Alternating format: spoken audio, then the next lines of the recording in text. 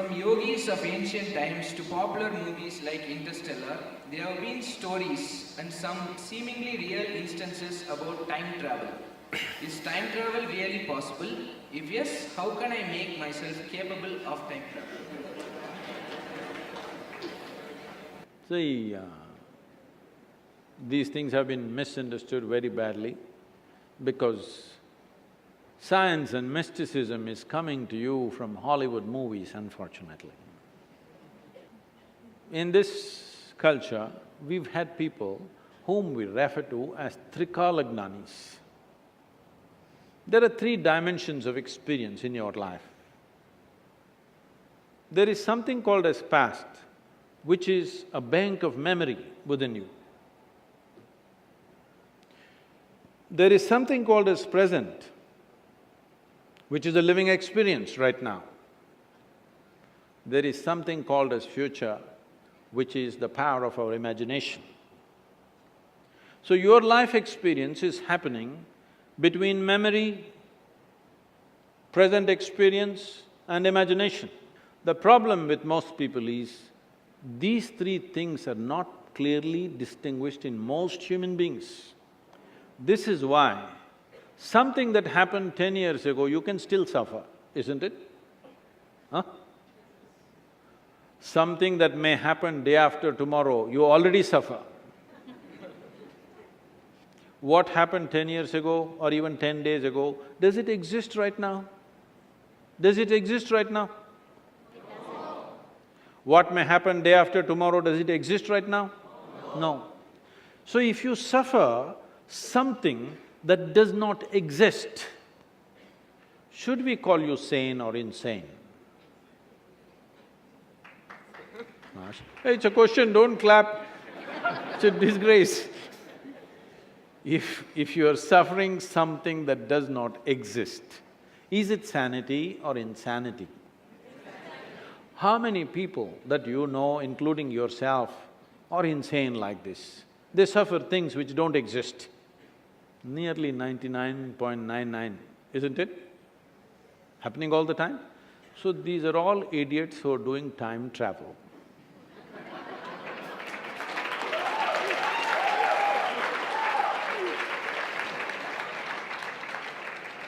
Time, in the yogic sciences, modern physics always grapples with these two dimensions, time and space, or space and time, that's how they refer to it. In yoga, we call this kala. The word kala, even in Tamil, means time. But kala also means emptiness. Kala means darkness. Darkness means nothing is there, no light, no nothing, that is empty space. Kala means time. So we are using the same word for time and space. We just have a distinction called Kala and Mahakala. There is time which is caused by revolutions of physical dimensions of life. When I say revolutions of physical dimensions, everything that's physical is in a circular moment. Whether it's an atom or it's a whole cosmos, everything is in circular moment. The planets, the universes, everything. Everything that's physical essentially is in circular moment. So this is kala, the time that you know because of rotation of physical objects. If the planet spins once, we call it a day. If the moon goes around, we call it a month. If the planet goes around the sun, we call it a year. This is the only way you know time. So time that you know is only by cycles. There is a time which is beyond physical nature, which is not because of circular motion of physical objects. This we call as Mahakala.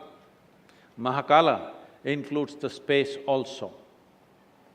Generally in modern physics, the general understanding is, because there is space, because there is distance, there is time.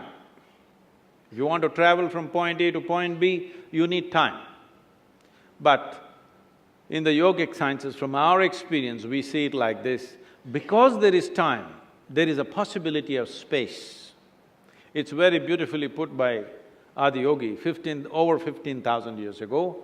When these seven sages, his first disciples, asked him, what is the nature of this cosmos? Where does it begin? Where does it end? How big is it?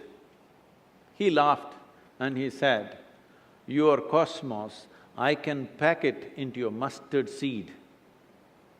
Very efficient packing, isn't it? He said, this entire cosmos, I can pack it into your mustard seed because it is only a consequence of time. The space and the distance is only a consequence of time. So we call people Trikalagnanis, and we also call people as Akalagnanis. That means timeless people, people who are timeless. Timeless means what? You're sitting here right now. If I make you sit here for another 6 hours, no, it doesn't take that much for you.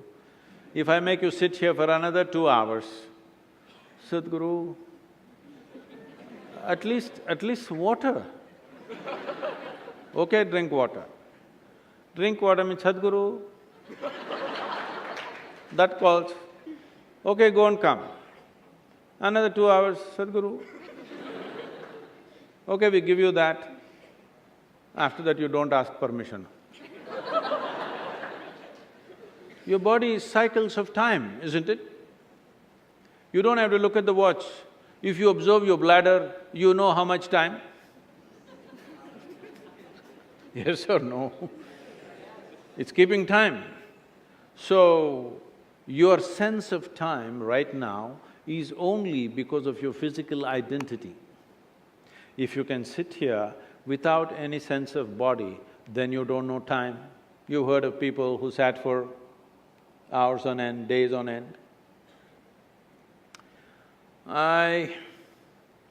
This happened to me at a certain point when I was little older than you, I was 25. I just sat in one place and suddenly I did not realize time. I thought it's 10-20 minutes, about 4.5 hours had passed. And I was like blowing with ecstasy. Then they started happening more often. If I just sat in one place and I think it's 2 minutes, hours, 7-8 hours have just passed away. One day I sat down and I thought it's maybe 25-30 minutes. I was sitting in a rural space around Mysore, and when I opened my eyes, the big crowd, India being what it is, the garlands around me, people are trying to molest my feet. Then I say, where the hell did you come from? Then they say, you've been sitting here for 13 days. I thought it's only 25-30 minutes. Only when I tried to open my legs, I found my knees were locked up. It took a lot of effort to straighten them. But in my experience, I thought it's only 25-30 minutes. But when I say this may be a little difficult to grasp. But have you noticed, on a particular day you were very joyful. 24 hours, poof, went off like 10 minutes. Is that so? Another day you're a little depressed.